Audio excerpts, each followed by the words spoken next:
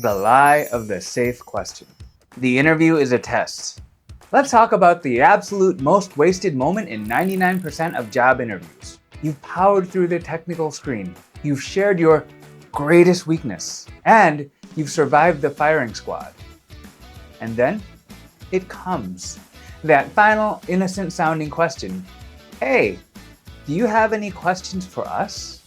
If you're like most people, you ask about the company culture or what a typical day looks like.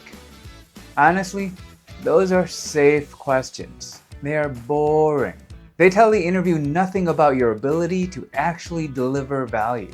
Today, I'm going to give you the one question that pivots you from being just an applicant to being a consultant. We're going to stop asking for permission and start showing them how you're going to solve their problems. The problem: why culture questions fail. Culture is a fairy tale. Interviewers have heard the culture question 10 times today, and their brains are fried. They're going to give you a canned response from the employee handbook about innovation and player values and collaboration. The reality? Every manager has a fire they are trying to put out today. Every team has a gravity. Those invisible hurdles that make it hard to get things done. And when you ask a generic question, you're gonna get a generic answer and become just another name on their spreadsheet. But when you ask about the work, you become the solution they've been looking for. You want to shift the conversation from your past resume to your future first day. The question: if I started tomorrow. Here is the script. Don't overcomplicate it. When they ask if you have any questions, you look them in the eye and say, if I started tomorrow morning, what is the very first thing you'd have me dive into? What is the most immediate burning priority for the team right now? Why is this so powerful? One, it's practical. It forces them to stop talking about visions and values and starts them talking about tasks. Two, it's confident. It assumes the outcome. You aren't asking if you'll be there. You're asking them what you will be doing. And three, it's an audit.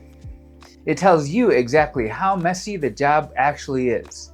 If they say, we just need someone to fix our broken deployment pipeline, you know exactly what your life will look like for the next 6 months. The saboteurs. Why you're scared to ask this. Now, some of you are feeling your stomach tighten right now.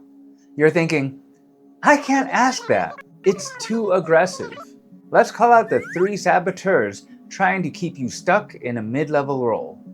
Saboteur 1, the guest syndrome. It's natural to feel like a guest in their house.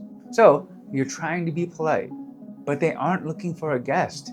They are looking for a contractor. If your house is flooding, do you want the plumber who asks about the history of the wallpaper? Or the guy who asks where the main shutoff valve is? Be the plumber. Saboteur 2, the perfectionist trap. You're afraid that if you ask for their priority and you haven't done it 1,000 times before, you'll look like a fraud. This is a lie. Asking doesn't mean you have to have the answer. It means you have the courage to face the problem. Saboteur 3, the fear of arrogance. You think assuming you're on the team is cocky, but it's not. It's efficient. If an interviewer is intimidated by a candidate who wants to solve problems on day 1, that, my friends, is a red flag. And you just saved yourself 6 months of misery working for a micromanager. The pivot. Mental onboarding. Here's how you win the job. Most people get the answer to the day 1 question and say, oh, okay, cool. Do not do that. Once they tell you their burning priority, you immediately narrate your first 48 hours. This is mental onboarding. Tell them exactly how you would perform. You follow up by saying, "Got it. If that's the priority, here's how I tackle that. First, I'd spend the morning talking to the leads to see where the bottleneck is. I'd look at the last 3 months of data to see if this is a recurring spike. By the end of day 2, I'd have a draft proposal for you on how we can automate that fix so it never hits your desk again." When you do this, you kill the ramp-up fear. Every manager is terrified of how long it takes to train someone. And you just showed them that you don't need a map. You just need to start. You trigger the endowment effect. In their mind, you've already started. You aren't a candidate anymore. You're a teammate who just hasn't gotten their badge yet. The no-nonsense truth. Stop treating the end of the interview like a formality. It is your highest leverage moment. Stop asking for permission and start offering solutions. Ask about tomorrow. Show them the plan. Make it impossible for them to imagine the team without you. If you're in the gaming industry or tech and you're tired of the corporate fluff and BS, hit that subscribe button. I talk about job hunting in games, AI, and how to actually get hired.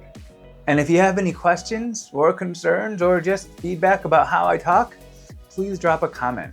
And I will see you in the next video. I need to figure out a way to end these things better. Maybe this is it.